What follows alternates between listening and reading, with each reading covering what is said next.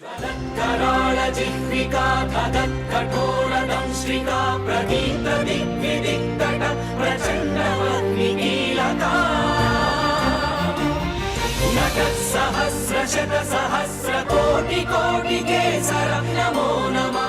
देवः सवितास्माकं धियो धर्मादिगोचराः प्रेरयेत् तस्येद्भर्गः तद्वरेण्यमुपास्महे। श्री गुरुभ्यो नमः। श्रीमात्रे नमः। ఈటీవీ లైఫ్ ఆధ్యాత్మిక ఛానల్ పురాణ రహస్యాల కార్యక్రమానికి అందరికీ కూడా సాదర స్వాగతం పలుకుతున్నాం.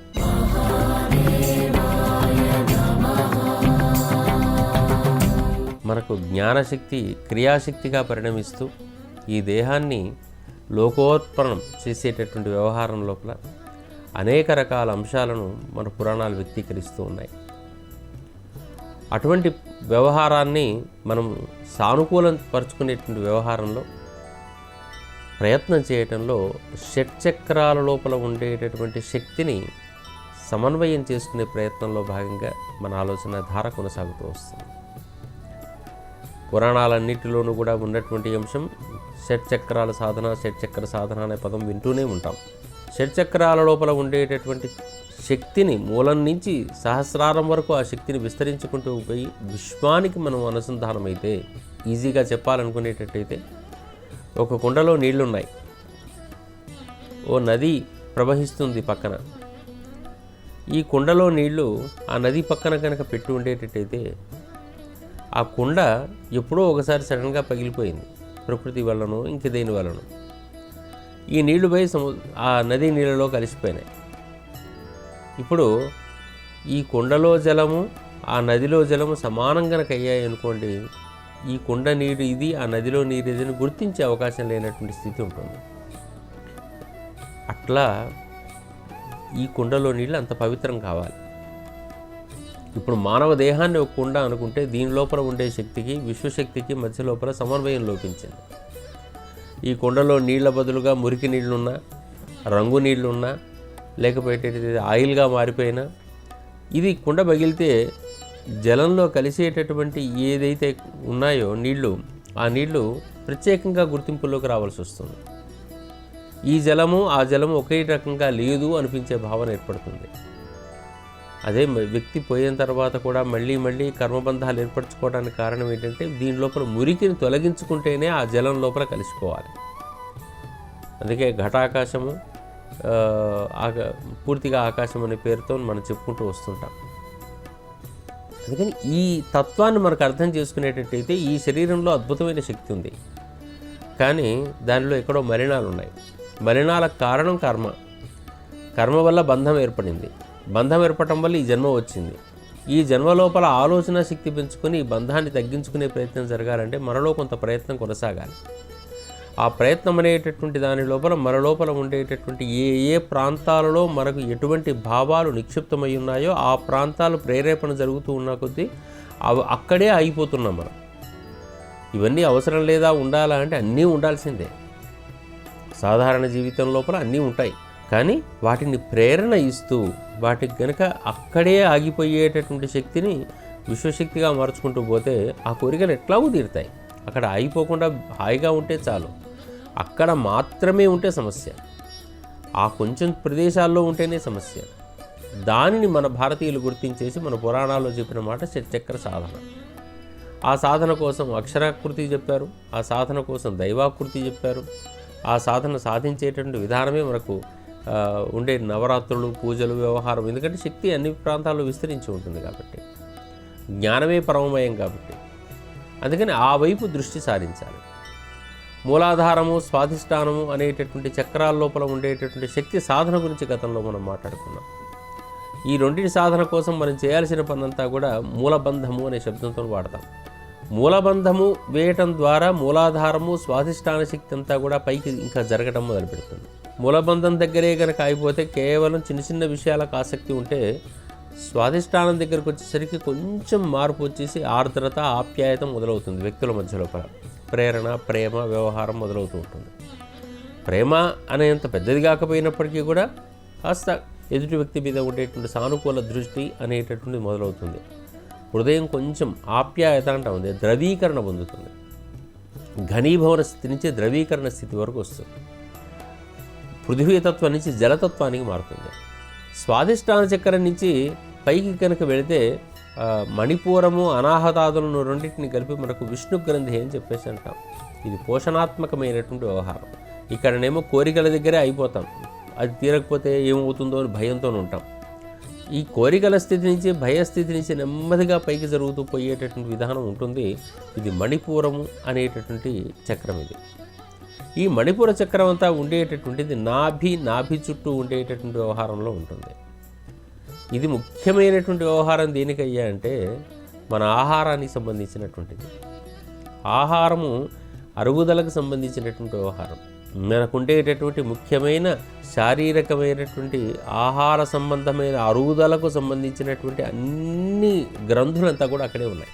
మనకు లివర్ అనుకున్నా, ప్యాంక్రియాస్ అనుకున్నా, బైల్ గ్లాండ్స్ అనుకున్నా, ఇతరమైనటువంటి ఆహార నాళాలన్నీ కూడా అక్కడే చర్యలన్నీ జరుగుతుంటాయి.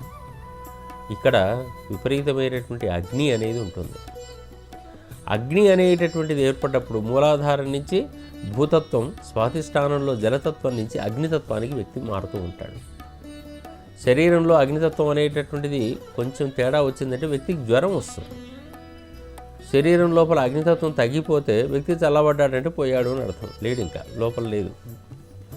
ఈ అగ్నితత్వం లోపల జరిగేది ఏమిటయ్యా అని చెప్పేసానంటే తీసుకున్నటువంటి ఆహారం సరిగ్గా జీర్ణం కావటం.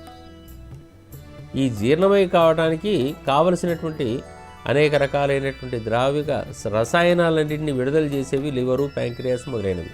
వీటికి లోపాలు కనుక ఏర్పడేటట్టయితే ఈ ఆహారం జీర్ణం కాదు, శరీరానికి తగినంత శక్తి ఏర్పడదు. అందుకని చాలా ఇంపార్టెంట్. ఒక హోమం జరుగుతుంది బయట అని చెప్పేసానంటే ఆ హోమం లోపల కూడా రోజు జరుగుతున్నట్టే అర్థం. ఒక హోమ ద్రవ్యము ఎటువంటిది వేస్తుంటారు, దాంట్లో పిచ్చి పిచ్చి ఎన్ని పెట్రోళ్ళు డీజిల్ వేయరు, చక్కనైనటువంటి ఆవు నెయ్యి వేస్తారు. సరి అయినటువంటి హోమ ద్రవ్యాలు కొన్ని ప్రత్యేకమైన ఎన్నుకుంటాం, పిచ్చి పిచ్చి మొక్కలన్నీ తీసుకొచ్చేసి వేయరు. దానికి ఒక పవిత్రమైనటువంటి, అదేవిధంగా ప్రకృతికి హితమైనటువంటి కొన్ని రకాలైన ద్రవ్యాలు తయారు చేస్తారు. ఆ ద్రవ్యాలకు ఆవు నెయ్యి కలుపుతారు. ఆవు నెయ్యి కలిపి హోమం చేస్తారు. దానివల్ల కలిగేది ఏంటి, ఈ ప్రకృతిలో శుద్ధత ఏర్పడుతుంది. ఎంత ప్రకృతిలో శుద్ధత వచ్చిందంటే అంత అక్కడ ఆక్సిజనేట్ అట్మాస్ఫియర్ పెరిగింది అని అర్థం, అక్కడ శక్తి ఏర్పడుతుంది అని అర్థం. అదేవిధంగా మనం తీసుకునే ఆహారం కూడా పిచ్చి పిచ్చి ఆహారం కనుక స్వీకరిస్తూ పోయేటట్టయితే ఈ మణిపూర చక్రాన్ని మనం పాడు చేస్తున్నట్టు. దానికి విపరీతమైన శ్రమ పెడతాం. అది ఇంత పదార్థం అరిగించడానికి ఇంత టైం తీసుకోవాలి. అదిగాక దాంట్లో లివరు, ప్యాంక్రియాస్ నుంచి అనేక రకాల ద్రవ్యాలను తీసుకోవాలి. మరి దాన్ని ఎక్కువగా పని చేయిస్తే మన శరీరం కొన్ని పనులు చేయటం కోసం ఇక్కడికి వచ్చి దేనికి దానికి కూడా కోటా అనేది ఉంటుందండి. అనేక రకాల కోటాలు ఉన్నాయి ఈ రోజుల లోపల, రాజకీయంగా, విద్యాపరంగా, అదే ఎటువంటి కోటాలు ఉంటాయో శరీరంలో కూడా ఇతని లివర్కి ఇంత పరిమితి ఉంటుంది, ఇతని ప్యాంక్రియాస్కి ఇంత పరిమితి కలిగినటువంటి ఇన్సులిన్ రిలీజ్ చేయాలి అని ఉంటుంది. మనము మన ఆహార నియమాలు మన బుద్ధి లోపల సరిగ్గా లేకపోయేటట్టయితే దాంట్లోపల అనేక రకాల ఆహారాల మీద ఇష్టమైపోయి దాంట్లో కనుక పోస్తూ పోయామనుకుంటే, సరి అయినటువంటి ద్రవ్యాలు కనుక దానికి వేయకపోతే సరి అయినటువంటి హోమం అక్కడ జరగదు. ఆ హోమం జరగకపోవడం వల్ల జరిగేది ఏంటంటే పిచ్చి పిచ్చిగా అది అధికంగా ఒకేసారి తీసుకోవాల్సి వస్తుంది. దానివల్ల ఏమవుతుంది, ఒక వయసు రాగానే నా కోట అయిపోయిందంటుంది ప్యాంక్రియాస్, నా దగ్గర ఇంక ఇన్సులిన్ ఉత్పత్తి అయిపోయిందంటుంది. లివర్ ఇచ్చేటటువంటి ద్రవ్యాలు ఏవైతే రసాయనాలు ఉన్నాయో అవి కూడా నేను ఇవ్వలేనంటుంది. బైల్ జ్యూస్, బైల్ గ్లాండ్ ఇవ్వలేనంటుంది. అసలు అత్యధికంగా ఉష్ణం ఉత్పత్తి అయ్యేదే బైల్ జ్యూస్లో. అటువంటి ప్రదేశాల లోపల పిత్తాశయం అంటాం దాన్ని. అందుకని మనకు వాత, పిత్త, కఫం లోపల పిత్తాశయం అనేది అధికంగా ఉష్ణం ఉంటుంది అక్కడ. ఆ ఉష్ణం ఏది కూడా సరైన విధంగా రిలీజ్ కాకపోయేటట్టయితే మనకు అనవసరమైన రోగాలన్నీ రావటం మొదలు పెడతాయి. 99% రోగాలన్నిటికీ ఇక్కడే కారణం. మొదలేమో ఆలోచనాపరమైనటువంటి లోపాలు ఏర్పడటానికి మూలాధారం, స్వాధిష్టానాదుల్లో వచ్చేటటువంటి భావాలైతే వచ్చినటువంటి ఆలోచనలు సరిగ్గా జీర్ణం కావాలి. ఇక్కడ ఆహారం ఎట్లా జీర్ణమో ఆలోచన కూడా జీర్ణమైపోవాలి. అనవసరమైన ఆలోచనలు ఎక్కడ పడితే అక్కడ రాకుండా వేడిలో అది పూర్తిగా మసి అయిపోవాలి. అందుకని దీనికి రమ్ అనే బీజం కూడా చెప్తారు. అగ్నితత్వంతో కూడుకున్నటువంటి బీజం అంటుంది. ఈ రమ్ అనే అగ్నితత్వంతో కూడుకున్నటువంటి బీజము అధికంగా ఉచ్చరించడం ద్వారా శరీరం మొత్తంలో కూడా మలినం పోతుంది అనేటువంటి మాట ఉంది. ఆ అగ్నితత్వం రమ్ అనే శబ్దానికే అనేక రకాల పేర్లు మనకు లోకంలో ఉన్నాయి. రా అనేటటువంటిది రేఫా అనే శబ్దంతో వాడతాం. దీనికి ఇంగ్లీష్ లోపల ట్రిల్స్ అని చెప్పేసి పేరు ఉంటుంది. కంపితము అంటారు దీన్ని సంస్కృతం లోపల. ఈ కంపితం అనేటటువంటిది ఏంటంటే ఒకసారి రా రా అనే శబ్దం వాడుతున్నామంటే ఆ నాలిక కొన్ని వేల సార్లు కంపితాలు ఉంటుంది. ఆ కంపనం వల్ల శరీరం లోపల ఉండేటటువంటి ముఖ్యంగా మణిపూర చక్రం చుట్టూ ఉండేటటువంటి అనేక రకాల నరాలన్నీ ఇట్లా కంపిస్తూ ఉంటాయి. ఆ కంపనాల వల్ల దాని లోపల ఎక్కడెక్కడైతే ఇంతకుముందు దాచుకున్న ఉన్నటువంటి ఏ మలినాలు అయితే ఉన్నాయో మలినాలు కరిగిపోవటమో లేదా తొలగిపోవటమో జరుగుతూ ఉంటుంది. అందుకే దీనికోసమే మనకందరూ కూడా మంత్రశాస్త్ర సంబంధమైనటువంటి అంశాల్లో అనేక రకాల పేర్లు చెప్తూ ఉంటారు. రమ్మనే శబ్దాన్ని వాడుతూ ఉంటారు. శ్రీరామ రామ రామేతి రమే రామే మనోరమే సహస్రనామ తత్తుల్యం రామనామ వరాననే తారక మంత్రం అన్నది. అంటే దీనికి ఏం చేయిస్తుంది? ఆ రమ్ అనే అగ్నిబీజాన్ని కొన్ని వందల సార్లు బాహ్యంగానో అంతరంగానో ఉచ్చరిస్తూ ఉంటుంటే ఆ లోపల ఉండేటటువంటి ఆ అగ్నితత్వం ప్రేరణ జరిగి అనవసరమైన ఆహారం కానీ అనవసరమైన ఆలోచనలు కానీ అక్కడ ఉన్నవన్నీ కూడా తగలబెట్టేస్తుంది. దానివల్ల ఏమవుతుందంటే ప్రశాంత స్థితి వస్తుంది. మనకు మణిపూర చక్రం లోపల ఉండేటటువంటిదంతా కూడా సమత్వ స్థితికి రావటం. అగ్నితత్వం బాగా పెరిగినటువంటి వాడికి ఏమవుతుంది? తాను నిర్ణయించడం నియంత్రించగలిగేటువంటి శక్తి వస్తుంది. ఎందుకంటే అగ్ని శరీరంలో పెరిగినటువంటి వాడు లీడర్షిప్ క్వాలిటీస్ వస్తాయి.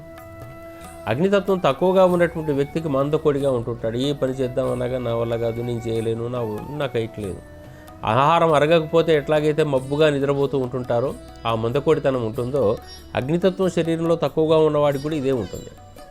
అందుకే ఆ శరీరంలో రమ్ అనే శబ్దాన్ని పెంచడం కోసమే మనం అనేక రకాల మంత్రాలు ఉన్నాయండి. మంత్రం అనేటటువంటిది మనం అధికంగా ఉచ్చరిస్తే ఏదైనా మంత్రమేనండి. మన పేర్లు కూడా మంత్రాలే. హర హర శంకర జయ జయ శంకర అనేది రమ్ అనే బీజాన్ని వాడటం. రమ్ అగ్ని బీజం. హరే రామ రామ రామ హరే హరే పదం వెనకడం ఉద్దేశిస్తే అది విష్ణువా కృష్ణుడా తర్వాత విషయం. అక్కడ హరహర శంకర అన్న, ఇక్కడ హరే రామ రామ రామ హరే హరే హరే కృష్ణ కృష్ణ కృష్ణ హరే హరే. ఎన్ని రకాలు దీంట్లో? ఒకటి హమ్ ఆకాశ బీజం అవుతుంది, రెండవది రమ్ అగ్ని బీజం అవుతుంది. భారతీయమైనటువంటి భాషాశాస్త్ర ఉత్పత్తి అంతా కూడా వీటిల్లో కనపడుతుంది మనకు. హ్రీం అని చెప్పేసి అనాలని అంటారు. అమ్మవారి బీజం అన్నాను దాన్ని. హ్రీం అంటే శక్తి బీజం. దాన్ని కొంచెం సాధారణ వ్యక్తి సరిగ్గా అనలేడేమో అని చెప్పేసి అంటే హ్రీంను కొంచెం మార్చి చెప్తే హరి అయిపోయాడు.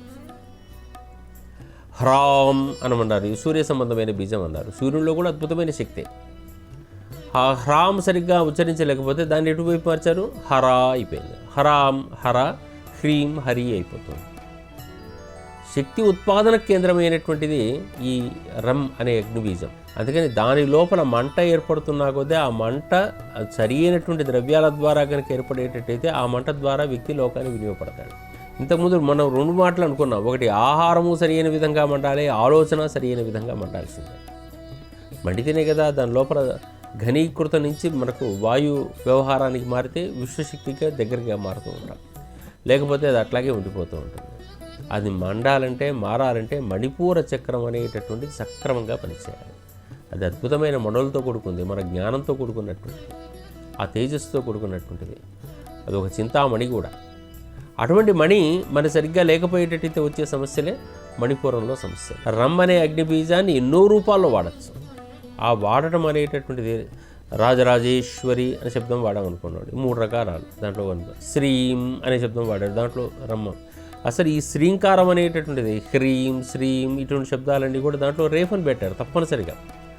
భారతీయమైనటువంటి వ్యవహారాల లోపల రమ్ అనే అగ్నిబీజాన్ని చాలా చోట్ల వాడుతూ ఉంటారు. ఇంగ్లీష్ వాడు కూడా ఆర్ పెట్టండి అయ్యా అంటాడు. ఏదైనా పదం లోపల ఏదైనా కంపెనీ పేర్ల లోపల ఆర్ పెట్టుకోండి అంటాడు. ఎందుకు ఆర్ పెట్టాలి అని చెప్పేసి అంటే ఆర్ పెట్టేటట్టయితే వాటిలో తేజస్సు పెరుగుతుంది. అందుకని వాళ్ళ ఆర్ అనేటటువంటి వ్యవహారానికి మన దగ్గర ఉండే రమ్ అనే అగ్నిబీజానికి దగ్గర సంబంధం కనపడుతుంది. ఎవరైనా విషయం ఒకటే, వాళ్ళ పద్ధతి వేరుగా చెప్పవచ్చు. అందుకని మణిపూర చక్రం అనేటటువంటిది చాలా ఇంపార్టెంట్ కీజ్. ఇది బాగా ప్రేరణ జరగాలి అనుకునేటట్టయితే మనిషి లోపల మూలబంధం మూలాధారం స్వాధిష్టాన్ని పనిచేస్తే ఇది ఉడ్యాన బంధం అంటాం. పొట్టను లోపలికి పెట్టి గట్టిగా పట్టేయటం, లేదా గాలి కొంత సమత్వం తీసుకొని బలంగా పట్టేసి కూర్చోవటం. ఆ బలంగా పట్టేసి కూర్చోవటం ఎంతసేపు కూర్చోగలుగుతున్నాడు అనేది ప్రాక్టీస్లో సాధనలో క్రమం అన్నమాట. అది తెలిసిన వాళ్ళ దగ్గర కూర్చొని చేసుకుంటూ ఉండటం అనేది. శ్వాసను ఆపటం, మూలం బట్టి ఆపటం, శ్వాసను బట్టి ఆపటం, అది మూలబంధం ఉద్యానబంధం అనేటటువంటి వ్యవహారంలోకి వస్తూ ఉంటుంది. ఈ 3 చక్రాల దగ్గరే ఎక్కువగా బంధనాలు అనేవి ఏర్పడతాయి. తర్వాత విశుద్ధి దగ్గర ఉంటుంది. మళ్ళీ అనాహత చక్రంలో బంధనాలు చేయడానికి మన చేతుల్లో ఏమి ఉండదు అక్కడ. కాబట్టి ఈ ఈ మూలాధార సంబంధమైన ఆలోచనలు స్వాధిష్టానానికి జరిగి స్వాధిష్టానం నుంచి మణిపూరం దాకా వచ్చేసి అనవసరమైన ఆలోచనలన్నిటికీ కూడా అక్కడంతా కూడా సమాధి జరిగి అవసరమైనటువంటి శక్తిని మాత్రమే మనకు పైకి ప్రేరణ ఇచ్చేటటువంటి విధానం ఏర్పడుతుంటుంది. అక్కడ మణిపూరం నుంచి మనం నెమ్మదిగా అనాహతానికి వెళ్తాం. అనాహతం అనేటటువంటి చక్రానికి ఎప్పుడైతే వెళ్ళిపోతున్నామో మనిషి లోపల ఇంతకుముందు ఉన్నటువంటి అనవసరమైన కామితములన్నీ పోతాయి. నిజానికి ఈ మూడింటిని కింది మూడింటిని కలిపేసి మొట్టమొదటి నీడి అంటున్నాం. వ్యక్తుల యొక్క అవసరాలనే అక్కడ ఉంటాయి. ఆహారము, నిద్ర, భయము, సౌఖ్యము, వ్యక్తుల మధ్య లోపల ఉండే ఆకర్షణలు, ప్రేరణలు అన్నీ కూడా కింది 3 చక్రాలే. మూలాధార, స్వాధిష్టాన, మణిపూరాదుల లోపల ఉండేటటువంటి అనవసరమైనటువంటి అంశాల నుంచి వ్యక్తి ఉన్నతుడిగా మారిపోతే తన భావ వ్యక్తీకరణకు కానీ, ఎదుటి వ్యక్తి మీద ప్రేమ పొందడానికి కానీ, విశ్వం వైపు తన దృష్టి కేంద్రీకరించడానికి కానీ అవకాశం ఏర్పడుతుంది. లేకపోతే వ్యక్తికి విశ్వదృష్టి ఉండదు. తనలో ఎక్కడ ఏ లోకంలో ఉన్నాడో, తన చుట్టూ ఏదైతే బంధనాలు, చుట్టాలు ఉన్నారో, లోకంలో అందరూ అనుకునే పదమే చుట్టూ తిరిగి ఉండేవాడు చుట్టం. ఏ అంశాలతో మనం బంధనం పొందున్నామో బంధువులు, ఆ బంధువులు అమ్మ, నాన్న, అక్క, చెల్లె, అన్న, తమ్ముడు, భార్యాభర్త, పిల్లలు, అదేవిధంగా చేసే ఉద్యోగం, తిరిగేటువంటి ప్రదేశాలు, స్నేహితులు, ఎంతమంది ఉంటారు మొత్తం కలిపి ఒక వ్యక్తికి 100 మంది, 50 మంది, 200 మంది, ఇంతేనా? ఇన్ని కోట్ల మంది వ్యవహారాల లోపల ఈ కొన్ని అంశాలతోనే బంధం. ఆ కొన్ని అంశాలు కొన్ని వస్తువులతోని, కొన్ని వ్యక్తులతోని, కొన్ని వ్యవహారాలతోని, ఇవే పనులు. ఇంకా జీవితం మొత్తం చూస్తుంటే జీవితం అయిపోతుంది. కానీ విశ్వం వైపు దృష్టి సారించడం, ఆనందం వైపు దృష్టి పెట్టడం, అసలు ఈ లోకమంతా ఇంత పెద్దది ఎందుకు ఉంది, అసలు మనం ఎక్కడ తిరుగుతున్నాం, ఈ సూర్యుడు ఎవరు, చంద్రుడు ఎవరు, గాలి ఏంటి, నీళ్ళు ఏంటి, ఆకాశం ఏంటి, ఈ చెట్టు ఎందుకు స్పందిస్తుంది, ఈ పశువు ఎలా స్పందిస్తుంది, ఈ లోకమంతా మనకు ఎందుకు ఉపయోగపడుతుంది, మనం ఎట్లా వినియోగపడాలి లోకానికి అనేటటువంటి భావనల యొక్క విధానమే మన హృదయ చక్రంలో ఉంటుందండి. అది అనాహతం అని చెప్పేసి అంటాం. హృదయం విస్తరించింది, ప్రేమ పెరిగింది, హృదయ చక్రం విస్తరించే విధానానికి ప్రేమ వస్తుంది. ప్రేమ వేరండి, రాగం వేరండి. కింది చక్రాలన్నీ రాగానికి సంబంధమైనటువంటి, రాగంతో పాటు ద్వేషం కూడా ఉంటుంది. మిగిలిన 3 చక్రాల్లోనూ రాగద్వేషాదులు ఉంటాయి. మరి మొదటి 2 చక్రాలు తీవ్రంగా ఉంటాయి, 3వ చక్రం లోపల కొంత తగ్గుతూ వస్తుంది. కానీ అనాహతానికి వచ్చేసరికి మాత్రం ఈ రాగద్వేషాదులకు అతీతంగా మారిపోతారు. ప్రేమ అన్నప్పుడు సృష్టి లోపల ఉండేటటువంటి సకల జీవుల మీద సమానంగా కలిగేటటువంటి దాని పేరు ప్రేమ అంటారు. ఒక గురువుకు శిష్యుల మీద కనిపించేది ప్రేమ, ఒక మాతృకు చిన్న శిశువు మీద కనిపించేటటువంటిది ప్రేమ, ఓ భగవంతుడికి సర్వజీవుల మీద కనిపించేది ప్రేమ, ఒక సూర్యునికి సమస్త గ్రహాల మీద సమానంగా తాను వ్యక్తీకరించగలిగేది ప్రేమ. కానీ ఈ మనకు మూలాధారం, స్వాధిష్టానం, మణిపూరం లోపల ఉండేటటువంటి వ్యవహారాల లోపల మన దగ్గర మన కోసం స్వార్థము, వ్యవహారం, ఇదే కావాలి, నాకే కావాలనే ధోరణి నుంచి పరమార్థం వైపు తీసుకుని వెళ్ళిపోగలిగేది అనాహతం. ఆలోచనలు మారుస్తుంటుంది, 10 మంది మీద ప్రేమ కలుగుతూ ఉంటుంది, వీళ్ళందరూ బాగుండాలని కోరిక మొదలవుతుంది, అందరిలోనూ శ్రేయస్సు కలుగుతుంది. ఈ మణిపూరంలో సరిగ్గా లోపించేటట్టయితే ఆహారం అరగకుండా మందకొడిగా తయారయ్యేటటువంటి విధానం ఏ విధంగా ఉంటుందో, అనాహతం లోపల కూడా స్పష్టమైనటువంటి ప్రేరణ జరగకపోయేటట్టయితే మాత్రం ఆ వ్యక్తికి క్రమంగా ఆనంద స్థితి తగ్గిపోతూ వస్తుంది. ఇది వాయుతత్వానికి సంబంధించినటువంటిది. వాయుతత్వానికి సంబంధించినటువంటి అక్షరం సంబంధించినటువంటి వ్యవహారం మనం గమనిస్తూ ఉండాల్సి వస్తుంది. వాయువు విస్తరిస్తుంది, ఎక్కడికి పోతే అక్కడ, దేనిని ఎక్కువసేపు పట్టుకోదు.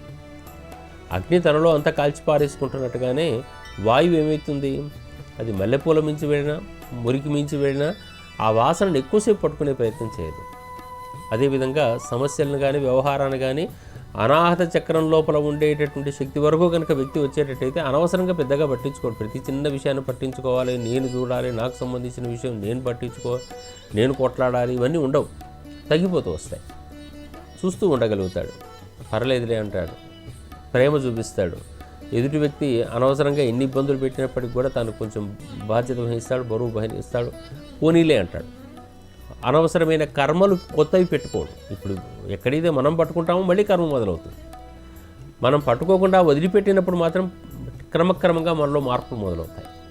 అందుకని మణిపూరము నుంచి అనాహతానికి వ్యక్తి ఎప్పుడైతే వస్తున్నాడో, ఇది కనుక సరిగ్గా ప్రేరణ జరగకపోతే హృదయ సంబంధమైన వ్యాధులు మొదలవుతాయి. హృదయ చక్రానికి సంబంధించింది సోలార్ ప్లెక్సెస్ సంబంధించినటువంటిది. ఒక అద్భుతమైనటువంటి వెలుగు మనకది. ఆ అద్భుతమైన వెలుగు ప్రేరణ కలుగుతున్నా కొద్దీ మనిషి లోపల ఉండే భావ విస్తరణ ఎక్కువగా ఉంటుంది. ఆ భావ విస్తరణ వల్ల జ్ఞానశక్తి పెరుగుతుంది. ఆ జ్ఞానశక్తి మొదలవుతుంది ఇక్కడ. ఇంతకుముందు మనం మాట్లాడుకునేటటువంటి ఆప్యాయతలు అంటుంటాం. ప్రేరణ, వ్యవహారము, అందరిలో ద్రవీకరించే విధానం, చూసే విధానం అన్నిట్లో మార్పు వస్తుంది. ఇదే మనం హృదయ వైశాల్యము అని అంటాం. హృదయ వైశాల్యం ఏర్పడాలి అంటే మనం హృదయంలోకి మన భావాన్ని కేంద్రీకరించి అక్కడ ఉండేటటువంటి పరమాత్మని యొక్క దర్శనం చేసుకుంటూ ఉండాలి. వీటికి అన్నిటికీ కమలాలని పేరు పెట్టారు, దళాలతో కూడుకొని పేరు పెట్టారు. అది విస్తరించాలి అని చెప్పేసి కమలాలు, దళాలు ఈ పదం పేరు పెట్టడం అనేటప్పుడు హృదయ కమలం అని చెప్పేసి చెప్పినప్పుడు అది విస్తరించాలి అని చెప్పేసి అంటే ముడుచుకొని పోయే తత్వం ఉండకూడదు అని చెప్పడం.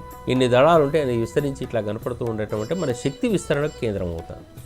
లేకపోతే ఏమవుతుంది, ఈ హృదయ కమలం అంతా ముడుచుకొని పోతుంది. ముడుచుకొని పోతే ఎదుటి వ్యక్తి మీద ప్రేమ పెరగదు, ఆలోచన పెరగదు. వాళ్ళు ఏమైనా కానీ బాధలు, ఇబ్బందులు పడుతూ ఉంటుంటే కానీ అన్నట్టు అట్నే కావాలి వాళ్ళకంటాం. కానీ అంత ఇబ్బంది పెట్టినటువంటి వాడికి కూడా అపకారికి ఉపకారము నెపమెన్నక చేయువాడు నేర్పరి సుమతి అని లోకంలో చెప్తుంటాం. ఆ ఉపకారం చేసేటువంటి వ్యవహారం వైపు దృష్టి సారిస్తారు. 10 మందికి మేలు కలిగించాలనే దృష్టి ఉంటుంది. అటువంటి దృష్టి కేంద్రీకరించే వ్యవస్థకు మనకి ఈ పేరు చెప్పుకుంటూ వస్తాం. అందుకని మనిషి విస్తరించాలంటే అనాహతం వికసించాలి. అది దాని మీద ఎటువంటి ఇతరమైన ప్రేరణలు ఉండకూడదు, హాయిగా ఉండగలగాలి. ఆ భావనల వైపు వెళ్ళి లోకం లోపల సర్వులను కూడా ప్రేమమయులుగా దర్శించే ప్రయత్నం మనం చేస్తూ ఉంటాం.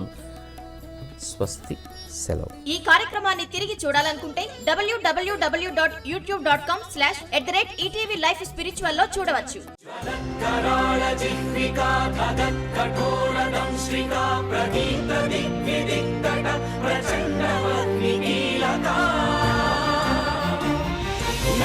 सहस्र शत सहस्र कोटि कोटि केसरं नमो नमः।